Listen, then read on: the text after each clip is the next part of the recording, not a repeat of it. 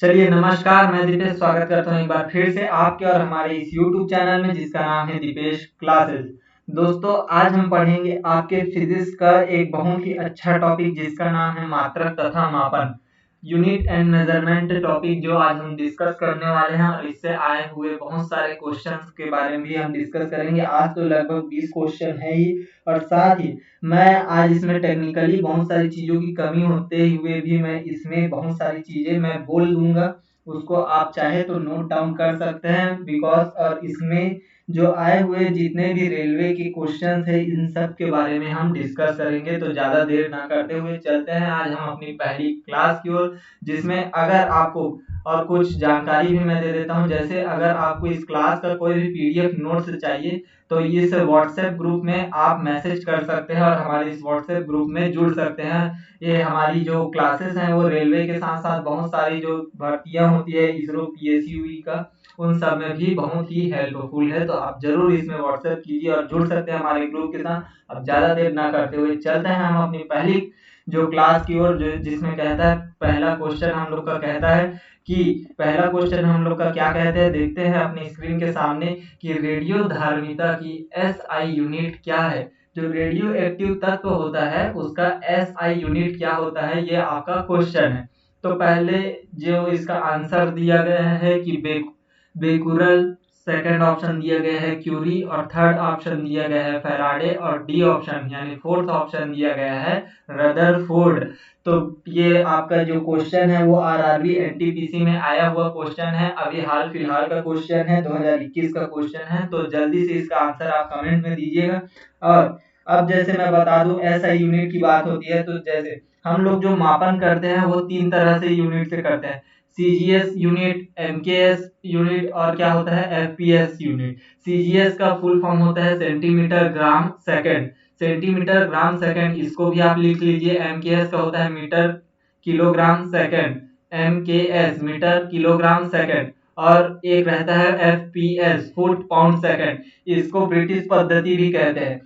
तो इसमें क्या होता है और एमकेएस पद्धति से ही एसआई पद्धति का जो है वो निर्माण किया गया है। तो इसमें बोलता है कि रेडियो धार्मिता की एसआई यूनिट क्या है। जो रेडियो एक्टिव पदार्थ है ना, रेडियो एक्टिव जो पदार्थ होती है उसकी एसआई यूनिट क्या होती है। तो सब लोग आंसर की तरफ चलेंगे बी ऑप्शन की ओर, बी ऑप्शन की ओर जाना चालू करेंगे। क्यों?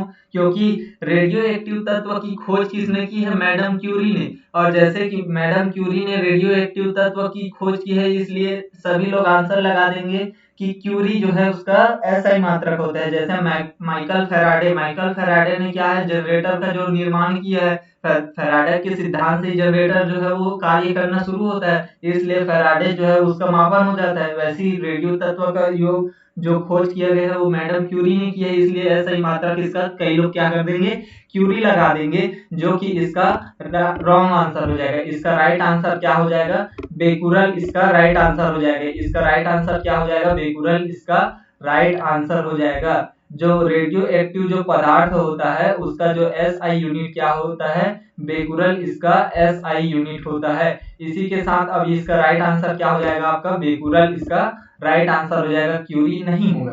इसके बाद हम चलते हैं आपके सेकंड नंबर क्वेश्चन की ओर। सेकंड नंबर क्वेश्चन बोलता है भार की एसआई यूनिट क्या है। भार जो होता है, वेट का जो एसआई यूनिट क्या है करके ये आपका क्वेश्चन दिया है। इसका ऑप्शन ए बोलता है किलोग्राम, बी ऑप्शन देता है न्यूटन, सी ऑप्शन देता है आपको ग्राम और डी ऑप्शन देता है डाइन। जो कि आरआरबी जेई का क्वेश्चन भी है 2019 में और एएलपी लोको पायलट और टेक्नीशियन का भी क्वेश्चन है 2018 के शिफ्ट सेकंड में। तो इसका राइट आंसर क्या हो जाएगा, न्यूटन या डाइन। तो भार का जो एसआई मात्रक होता है वो क्या होता है, न्यूटन होता है। और डाइन जो है वो भार का जो है वो सीजीएस मात्रक होता है। और जो किलोग्राम और ग्राम जो है वो उसका एमकेएस यूनिट होता है। तो भार का एसआई यूनिट बोले तो न्यूटन, सीजीएस यूनिट बोले तो डाइन और एमकेएस यूनिट जो बोले तो उसमें किलोग्राम इसका राइट आंसर हो जाएगा। इसी के साथ साथ अब चलते हैं हम लोग क्वेश्चन नंबर थर्ड में। क्वेश्चन नंबर थर्ड हम लोग का क्या बोलता है, क्वेश्चन नंबर 3 बोलता है कि निम्न में से किस राशि का एसआई मात्रक कैंडेला होता है। निम्न में से किस राशि का मात्रक जो क्या है, कैंडेला होता है। कैंडेला को किससे डिनोट करते हैं, कैंडेला को सी और डी से डिनोट करते हैं। तो इसका जो ऑप्शन दिया गया है आवेग, सेकंड ऑप्शन दिया गया है वेग, थर्ड ऑप्शन दिया गया है बल और फोर्थ ऑप्शन दिया गया है ज्योति तीव्रता। तो इसका ये भी क्वेश्चन आपके आरआरबी जेई के सीबीटी 2 में आया हुआ क्वेश्चन है इवनिंग शिफ्ट का। तो जो ज्योति तीव्रता की जो मात्रक होती है वो क्या होती है, कैंडेला होती है। ज्योति तीव्रता की ऐसा यूनिट क्या होती है, कैंडेला। तो इसका राइट आंसर क्या हो जाएगा आपका, कैंडेला इसका राइट आंसर हो जाएगा। इसके साथ साथ अब चलते हैं हम लोग क्वेश्चन नंबर 4 में। क्वेश्चन नंबर 4 क्या बोलता है कि संवेग की एसआई पद्धति में इकाई क्या है। संवेग जो होता है उसका एसआई यूनिट में मान क्या हो जाएगा। देखिए इतने सारे पेपर में आया हुआ है, आरआरबी ग्रुप डी में भी आया है, लोको पायलट में भी आया है, टेक्नीशियन में भी आया है और ग्रुप डी में दो बार आया हुआ क्वेश्चन है। तो इसका भी आंसर आप जल्दी से कमेंट में मारिए।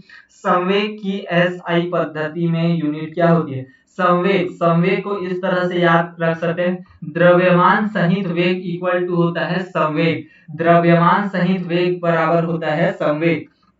तो अगर अभी लिखने में कुछ कुछ परेशानियां हैं, कुछ कुछ चीजों की उपलब्धता नहीं है, थोड़ी दिन बाद ये उपलब्धता आ जाएगी तो इसको प्रॉपर सॉल्व करके दिखाया जाएगा आगे के क्वेश्चन में, जिसमें आप जुड़े रहिएगा। और साथ ही इसको जब हम लोग नोट्स को एकदम नोट्स से पढ़ेंगे, हैंड रिटन नोट से, तो और भी अच्छे से समझ आएंगे। अभी हम लोग एमसीक्यू क्लास है, थ्योरी क्लास में आपको पूरा डिटेल में इसका सॉल्यूशन दिया जाएगा। तो फोर्थ क्वेश्चन क्या बोलता है, संवेग की जो एसआई पद्धति में, संवेग की जो एसआई पद्धति में इकाई क्या है करके पूछ रहा है। संवेग की एसआई पद्धति में इकाई पूछा जा रहा है। तो इसका राइट आंसर जल्दी से पहले तो आप कमेंट कीजिएगा।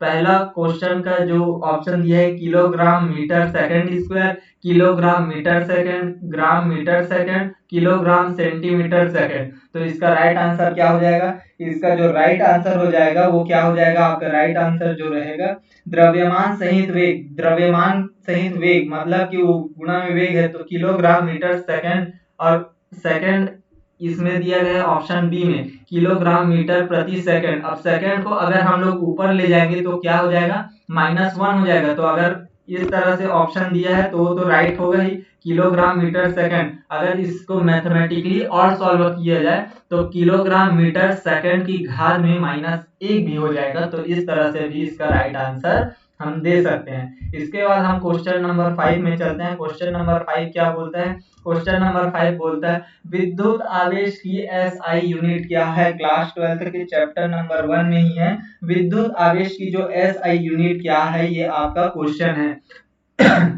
सॉरी, ऑप्शन ए दिया है वोल्ट, सेकंड ऑप्शन दिया गया है कूलाम, थर्ड ऑप्शन दिया गया है केल्विन और डी ऑप्शन दिया गया है आपको फोर्थ में किलोग्राम। ये भी आपके एएलपी एनटीपीसी के एग्जाम में आए हुए क्वेश्चन है। तो जो विद्युत आवेश की जो एसआई यूनिट है वो क्या होती है करके इसका आंसर देना है। तो विद्युत आवेश की जो एसआई यूनिट होती है वो क्या होती है, कूलाम जो है वो विद्युत या एसआई मात्रक होता है। जो विद्युत आवेश का जो एसआई यूनिट होता है वो क्या होता है, कूलाम जो है वो विद्युत आवेश का जो है वो एसआई यूनिट है। केल्विन तो तापमान का होता है। तो इस तरह से इसका राइट आंसर क्या हो जाएगा, आपका कूलाम इसका राइट आंसर हो जाएगा। इसके बाद क्वेश्चन नंबर 6 में चलते हैं। क्वेश्चन नंबर 6 क्या बोलता है, प्रकाश वर्ष की इकाई क्या है। देखिए वर्ष बोला है मतलब साल, तो प्रकाश वर्ष क्या हो जाएगा, समय का इकाई नहीं होगा, समय का इकाई नहीं होगा। देखिए इसमें क्या बोल दिया है, इसमें बोला क्या है प्रकाश वर्ष, प्रकाश वर्ष बोला है तो कई लोग क्या चलेंगे, समय के साथ चले जाएंगे, समय के साथ चले जाएंगे क्योंकि वर्ष क्या होता है, एक समय होता है। तो प्रकाश वर्ष जो है वो समय की इकाई नहीं होती, समय की इकाई नहीं होती तो क्या होती है सर, प्रकाश की तीव्रता की, प्रकाश की तीव्रता की इकाई होती है क्या, बिल्कुल नहीं होता। प्रकाश की तीव्रता की इकाई वो नहीं होता। जो प्रकाश वर्ष जो होता है वो दूरी का इकाई होता है। तो इस तरह से इसका दूरी की इकाई जो होती है वो प्रकाश वर्ष से नापी जाती है। मतलब कि जैसे कि हम लोग जो चांद से हम लोग, या हम लोग बोला जाए तो पृथ्वी से जो हम लोग रॉकेट भी छोड़ते हैं ना, तो क्या करते हैं मंगल तक जाता है, कभी चांद पे, चांद की सतह पर लैंड कराते हैं, कभी मंगल पे भेजते हैं। तो हम लोग क्या करते हैं, दूरी एक फिक्स दूरी रहती है ना, तो उसको किससे नापते हैं, तो उसको प्रकाश वर्ष से नापा जाता है। तो इस तरह से ये प्रकाश वर्ष जो है वो दूरी की इकाई है। इसके बाद क्वेश्चन नंबर हम 7 में चलते हैं। क्वेश्चन नंबर 7 क्या बोलता है, क्वेश्चन नंबर 7 हम लोग का ये बोलता है कि प्रकाश वर्ष नामक इकाई का उपयोग खाली स्थान के मापन के लिए किया जाता है। देखिए, जो क्वेश्चन नंबर 6 था उसको अब कैसे घुमा दिया गया है।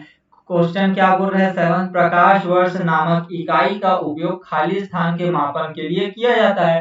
समय के मापन के लिए करते हैं, दूरी के मापन के लिए करते हैं, चाल की मापन के लिए करते हैं, या गति की मापन के लिए करते हैं। वही क्वेश्चन है एनटीपीसी में, वही शिफ्ट में था, लेकिन इसमें चेंज कर दिया गया। तो इसका भी राइट आंसर क्या हो जाएगा आपका, दूरी को मापने के लिए प्रकाश वर्ष का उपयोग किया जाता है। एक ग्रह से लेकर दूसरे ग्रह तक की दूरी या एक पिंड से दूसरे पिंड तक की दूरी मापने के लिए प्रकाश वर्ष का उपयोग किया जाता है। तो इसमें दूरी मापने के लिए प्रकाश वर्ष का उपयोग करते हैं। तो इस तरह से दूरी इसका राइट आंसर हो जाएगा, ऑप्शन नंबर बी। अब चलते हैं आपके क्वेश्चन नंबर 8 में। प्रतिरोध की एसआई इकाई क्या है, प्रतिरोध का जो एसआई यूनिट होता है वो क्या है करके ये आपका क्वेश्चन दिया गया है। पहला ऑप्शन दिया है आपको कूलाम, सेकंड ऑप्शन दिया गया है ओम, थर्ड ऑप्शन दिया गया है जूल और फोर्थ ऑप्शन दिया गया है न्यूटन। तो इसका जो एसआई यूनिट होती है वो क्या होती है, प्रतिरोध का जो एसआई यूनिट होती है वो होता है ओम। प्रतिरोध का एसआई यूनिट क्या हो जाएगा, ओम, इसका राइट आंसर हो जाएगा। न्यूटन, जो बल का एसआई मात्रक क्या हो जाता है, न्यूटन होता है। चार्ज का जो होता है वो कूलाम होता है। कार्य का एसआई मात्रक जूल होता है। इस तरह से प्रतिरोध का जो एसआई मात्रक होता है वो क्या हो जाएगा आपका ओम, इसका राइट आंसर हो जाएगा। ये भी आपके group D assistant loco pilot और एनटीपीसी के एग्जाम में आए हुए क्वेश्चन है। तो इस तरह से भी आप ध्यान देके इसको ध्यान से पढ़िए। अब इसके बाद क्वेश्चन नंबर हम 9 पे चलते हैं, ज्यादा देर ना करते हुए। और हाँ, अगर वीडियो पसंद आए तो लाइक शेयर एंड सब्सक्राइब जरूर कीजिएगा और अपने दोस्तों को भी जोड़िएगा। और आप हमारे व्हाट्सएप ग्रुप में जुड़कर इस पीडीएफ को प्राप्त कर सकते हैं। इसके साथ क्वेश्चन नंबर 9 बोलता है कि किस भौतिक राशि का मात्रक ओम है, किस भौतिक राशि का मात्रक ओम है। प्रतिरोध का मात्रक ओम है, आवेश का मात्रक ओम है, विभवांतर का मात्रक ओम है, या धारा का मात्रक ओम है। जो भी आप असिस्टेंट लोको पायलट या टेक्नीशियन का एग्जाम दे रहे हैं, चाहे वो जो रेलवे में टेक्नीशियन का होता है या लैब टेक्नीशियन का होता है, जहां भी टेक्नीशियन का एग्जाम देते हैं ना, एक प्रश्न इस भौतिक राशियों से आना निश्चित रहता है। आप सेंट्रल गवर्नमेंट का एग्जाम दीजिए चाहे स्टेट गवर्नमेंट का एग्जाम दीजिए, जहां भी कोई टेक्नीशियन का एग्जाम देते हैं वहां एक प्रश्न आपका मात्रक तथा मापन से 1 से 2 प्रश्न आना बहुत ही अनिवार्य रहता है। तो इस तरह से किस भौतिक राशि का मात्रक ओम है, तो प्रतिरोध का जो इतने, वो बोलते हैं ना, बिजली वाली दुकानों में जाते हैं तो इतने ओम का प्रतिरोध लगाना पड़ेगा।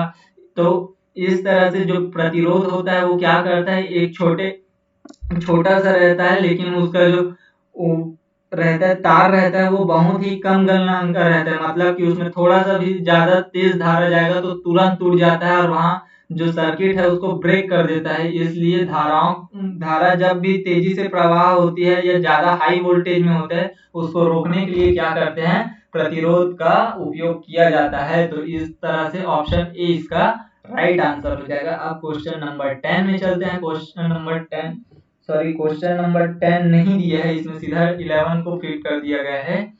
क्वेश्चन नंबर 11 में चलते हैं कि लेंस की शक्ति की एसआई यूनिट क्या है। लेंस की शक्ति यानी लेंस का जो पावर है उसको एसआई यूनिट में नापेंगे तो उसको एसआई यूनिट में क्या बोलते हैं, ये पूछा जा रहा है। तो देखिए, हाइपरमेट्रोपिक फर्स्ट ऑप्शन है आपका, सेकंड ऑप्शन दिया है डायोप्टर, थर्ड ऑप्शन दिया है मायोपिक और फोर्थ ऑप्शन दिया है प्रेसा प्रेसायोपिक। क्या क्या नाम भी दिया गया है, लेकिन अच्छा नाम दिया है। तो 11 नंबर जो क्वेश्चन है इसका राइट आंसर भी आप जल्दी से आप सोचिए और बताइएगा। तो सबसे पहले मैं बता देता हूँ, लेंस की क्षमता को जो है वो डी से डिनोट करते हैं। मैं अभी आंसर नहीं बता रहा हूँ, इसका जो सॉल्यूशन है वो बता। जो लेंस की क्षमता है उसको किस सिंबल से नापा जाता है, यानी लेंस की क्षमता का जो सिंबल क्या होता है, ये भी आपका एक क्वेश्चन बन सकता है। तो लेंस की क्षमता जो है वो डी से प्रदर्शित किया जाता है। और ये मायोपिया जो दिया गया है, ऑप्शन नंबर सी जो दिया गया है, option number C right answer नहीं बता रहा हूँ, अभी एक्सप्लेन कर रहा हूँ ना, तो ध्यान से सुनिए। मायोपिक जो दिया गया है, इसे रोग से ग्रसित व्यक्ति जो होते हैं वो नजदीक की वस्तु को देख लेता है। मतलब कोई भी जो बीमार व्यक्ति होता है वो पास की चीजों को देख सकता है लेकिन वो दूर की चीजों को नहीं देख सकता। तो दूर की चीजों को जो नहीं दिखता उसे मायोपिक कहते हैं। इसके और इसको बोलते हैं निकट दृष्टि दोष जो है वो इसी को कहा जाता है। इसके बाद बोलता है हाइपर मेट्रोपी भी बोलते हैं और हाइपर माइट्रोपिक भी बोलते हैं। इसमें जो व्यक्ति को ना पास की चीजें जो है मतलब कि पास की चीजें जो हैं वो स्पष्ट दिखाई नहीं देती। ऑप्शन ए में जो दिया गया है इसमें पास की चीजें दिखाई नहीं देती और दूर की चीजें स्पष्ट दिखाई देती है। और इसमें और ये जो है वो वृद्ध अवस्था के कारण जो होता है ना वो होता है, यानी वृद्ध अवस्था में एक समय ऐसा आ जाता है जिसमें वो मनुष्य की जो आँख की सामंजस्य क्षमता होती है वो दिखना कम हो जाता है, समाप्त होने लगता है। तो इसको जरा दृष्टि दोष भी कहते हैं। तो इस तरह से अब आपको पता चल गया होगा कि लेंस की जो एसआई यूनिट क्या हो जाएगी, डायोप्टर इसका राइट आंसर हो जाएगा। इस तरह से अब हम लोग इस तरह से हम एक्सप्लेन करके भी चलेंगे, हम लोग बिल्कुल इसको थ्योरी क्लास मान के ही चलेंगे। अब क्वेश्चन नंबर 12 में चलते हैं।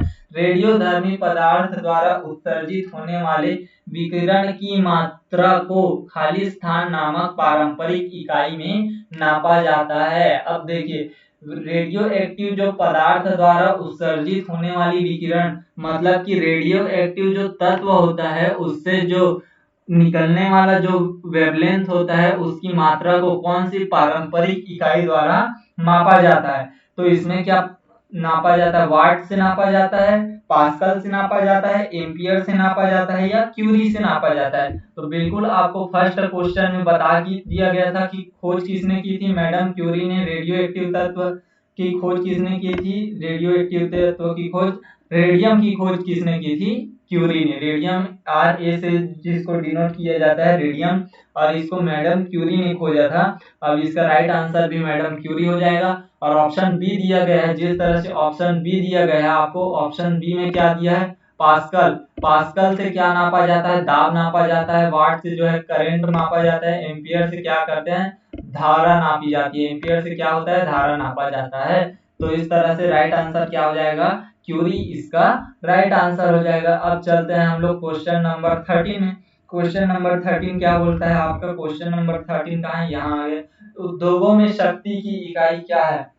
जो इंडस्ट्रियल जगह होती है उसमें जो कार्य करने के लिए जो जो पावर होती है, इलेक्ट्रिसिटी होती है ना, उसमें जो पावर नापते हैं उसका यूनिट क्या होता है ये पूछ रहे हैं। तो देखिए ऑप्शन ए दिया है आपको किलोवाट, सेकंड दिया है वॉट, और थर्ड दिया है जूल, और फोर्थ दिया है हर्ष शक्ति, मतलब कि हॉर्स पावर भी इसे कहा जाता है। तो हर्ष शक्ति इसका राइट आंसर हो जाएगा। जो बड़े बड़े इंडस्ट्रियल जगहों पे जो मापा जाता है वो हॉर्स पावर से ही नापा जाता है। तो इसका राइट आंसर क्या हो जाएगा, हर्ष शक्ति इसका राइट आंसर हो जाएगा। उद्योगों में जो भी प्लांट में जो भी मशीन चलता है उसमें जो भी पावर के लिए यूनिट लगती है वो हर्ष शक्ति HP में नापा जाता है। और एक हर्ष पावर बराबर होता है 746 वोल्ट के बराबर होता है। ठीक है, इसके बाद हम चलते हैं आपके क्वेश्चन आगे वाले क्वेश्चन में। क्वेश्चन 14 क्या बोलता है, कार्य करने की दर को शक्ति कहा जाता है। तो शक्ति की इकाई क्या है, कार्य करने की दर को शक्ति कहा जाता है। तो शक्ति की इकाई क्या है ये आपको पूछा जा रहा है। तो इसका ऑप्शन दिया गया है एम्पियर, सेकंड दिया है वोल्ट, थर्ड दिया है केल्विन, और फोर्थ दिया गया है वाट। तो इसका जो आंसर है वो आप 14 का आंसर आप लोग कमेंट में कीजिएगा। जो आप फर्स्ट लेक्चर नहीं कहा जाए तो आगे का जो फर्स्ट से लेके 13 तक का जो क्वेश्चन है, 13 तक के क्वेश्चन को अगर आप ध्यान से पढ़े होंगे तो इसका आंसर आप दे सकते हैं।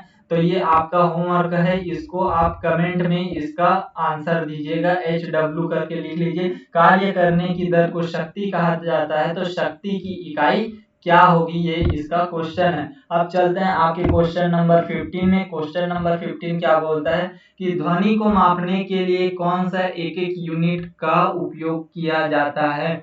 ध्वनि को मापने के लिए कौन से एक एक यूनिट का उपयोग किया जाता है। जो एक एक यूनिट जो कहा जा रहा है उसमें क्या होता है, पॉल्यूशन भी जो चेक करते हैं ना हम लोग अपने गाड़ी में, तो उसको क्या करते हैं, नापने के लिए कौन सा जो उपकरण का उपयोग किया जाता है, कौन सी यूनिट का उपयोग किया जाता है, उसको पूछा जा रहा है। तो ए ऑप्शन दिया है आपका डेसिबल, बी ऑप्शन दिया गया है हर्ट्ज, सी ऑप्शन दिया गया है ओम और डी ऑप्शन दिया है वोल्ट। तो इसका जो राइट आंसर क्या हो जाएगा, डेसिबल इसका राइट आंसर हो जाएगा।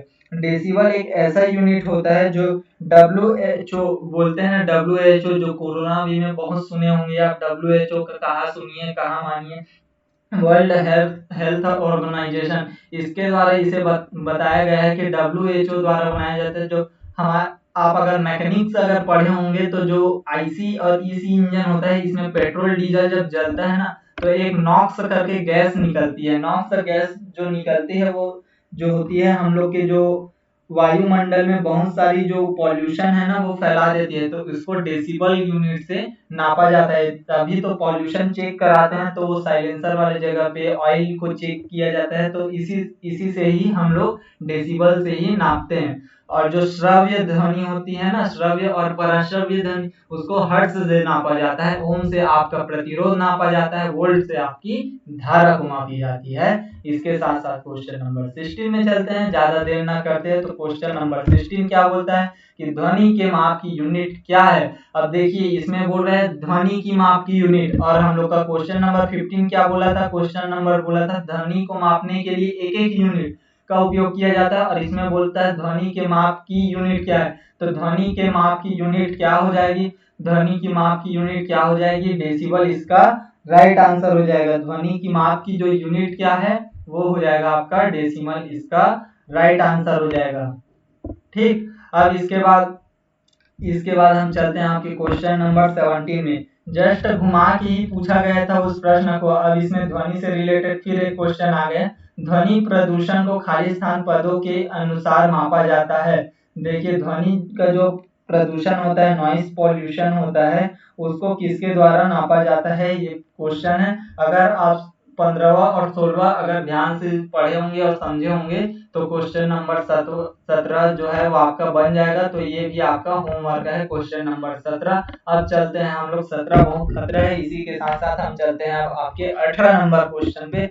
18 नंबर क्वेश्चन क्या बोलता है, SI प्रणाली में प्रतिबल की माप की इकाई क्या है। SI जो प्रणाली होता है इसमें प्रतिबल का जो यूनिट होता है उसको पूछा गया है। तो प्रतिबल बराबर होता है आंतरिक प्रतिरोधी बल बटे क्षेत्रफल। मैं फिर से एक बार बोल देता हूँ, आंतरिक प्रतिरोधी बल बटे क्षेत्रफल बराबर क्या होता है, प्रतिबल। तो और इसका जो SI यूनिट बोला जाए तो इसका होता है, SI यूनिट जो होता है वो न्यूटन मीटर स्क्वायर होता है। इसका SI यूनिट क्या होता है, इसका SI unit newton metre square. ठीक, अब इसके बाद हम चलते हैं क्वेश्चन नंबर 19 में। क्वेश्चन नंबर 19 में चलने से पहले अगर आप में से कोई भी अगर हमारे इस व्हाट्सएप ग्रुप में नहीं जुड़े हैं तो प्लीज एक बार जुड़ जाइए और इस सब का PDF प्राप्त कीजिए। और साथ ही बहुत सारी जॉब से रिलेटेड भी जानकारी आपको उस ग्रुप में भेजी जाएगी। तो इस नंबर पे आप एक बार फिर से मैसेज कर दीजिए।